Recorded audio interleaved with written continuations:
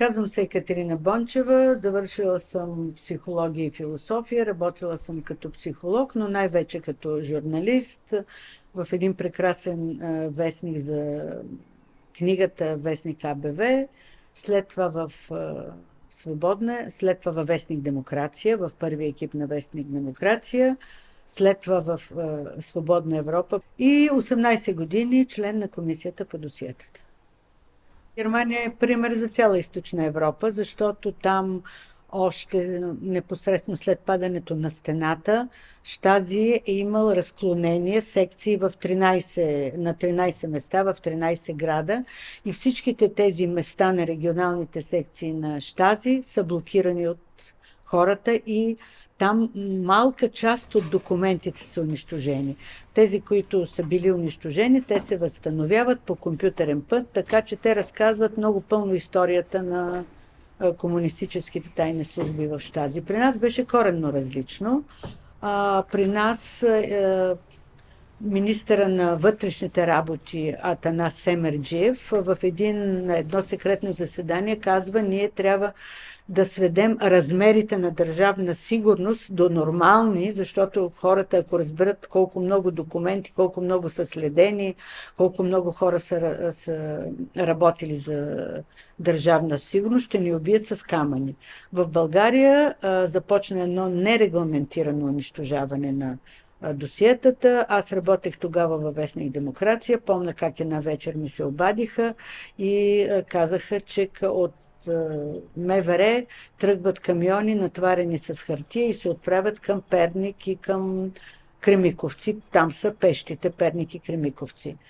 И тогава аз дори не знаех точно за какво става дума. По-късно в разговор с един от служители на Държавна сигурност, той каза, че в доменните пещи на Кремиковци е имало кордон около пещите от милиционери с кучета, идвали са камионите натварени с хартия, те са били изгарени, а кучетата са били да не би някой да се опита да спаси тези документи. На кръглата маса от страна на опозицията също не бяха много наясно с размера на държавна сигурност и за какво става дума, защото си спомням, че депутата Георги Аврамов каза журналист от Вестник Демокрация Екатерина Бончева да бъде допусната в архивите на Държавна сигурност.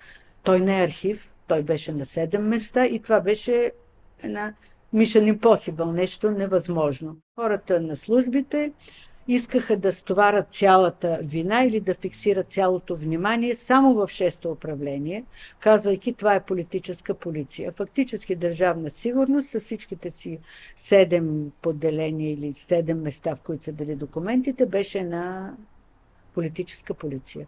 Така почна у нас прехода. Комисията няма нищо общо с това, което Държавна сигурност е тровила обществото, защото освен тази отрова, която засяга и мисленето на хората, е имало, разбира се, и физическо унищожаване. Но при нас всичко това, което събрахме като архив, то е вече около 15 километра, 3 милиона документи само на хартиен носител, да не говоря за останалите носители. А това са оригинални документи, които са били запазени. Но няма вариант, в който да бъдат изфабрикувани нови документи. Това е едното. Второто е, ние дадохме публичност. Нашата комисия беше част от европейска мрежа. Всички балтийски републики и държави от бившия соцлагер направихме една европейска мрежа за контакти между нас. Не може да се каже, че най-младите и младите поколения проявяват кой знае какъв интерес. В никакъв случай. Обаче тук вече не е само тяхната вина. Тук въпросът е как да им се говори и как да им се представят тези документи и тази история. Защото това е едно дигитално поколение. Те, за съжаление, четат по-малко, не че не четат.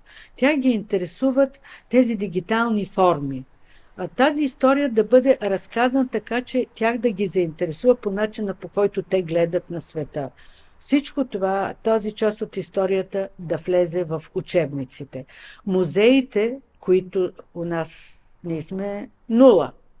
Музеите, които има в всичките държави от соцлагера, включително и в Балтийските републики. Аз се връщам от Естония и видях там какво има. Те са до голяма степен интерактивни. Те са посещението в тях е част от учебната програма. При нас с голям зор една част от историята на комунистическото минало влезе в учебниците по история. Но това, което правят останалите държави от Европа, при нас все още сме в началото, да не говорим за моята голяма болка за Института за национална памет. Всичко това, което в момента е в архива на комисията, е достъпно за публиката. При, разбира се, определени ограничения, те са минимални, анонимизиране на лични данни и така нататък, но те са минимални. Архива се дигитализира, но за да се дигитализира един архив така, както е в Естония, за това трябва пари.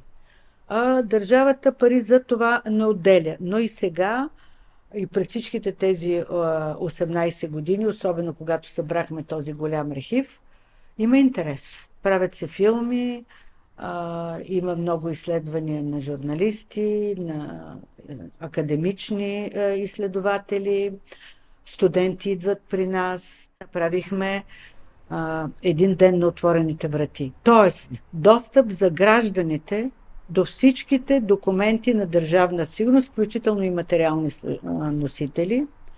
За един ден в комисията дойдоха 350 души, минаха през комисията в Банкер. Видяха тайници на един от хората, обявени за големи шпиони по време на комунизма, Иван Асен, тайника му, с който той е работил. Пипнаха държавна сигурност. Докоснаха се до държавна сигурност. Това, което е правила държавна сигурност, разбира се, тя е била ръката на комунистическата партия, е, как да го кажа, един геноцид спрямо нацията. За съжаление. И държавна сигурност винаги е била филиал на КГБ, както са били службите в останалите бивши социалистически държави, с тази разлика, че ние сме били най-верният съюзник на Съветския съюз. И това си личи от документите, които сега гледаме. Например, щатните служители са подписвали един клетвен лист, в който те, освен към всичко останало, се клонят и към, сега по памет цитирам, към Съветския съюз.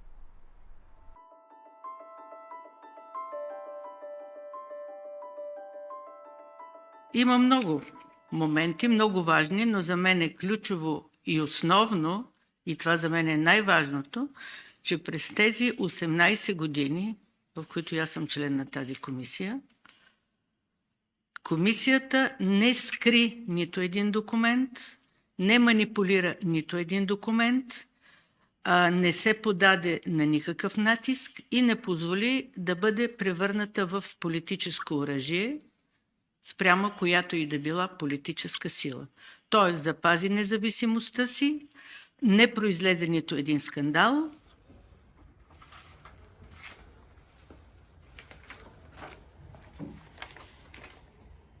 Държавна сигурност е с много повече пипала, отколкото ние показваме.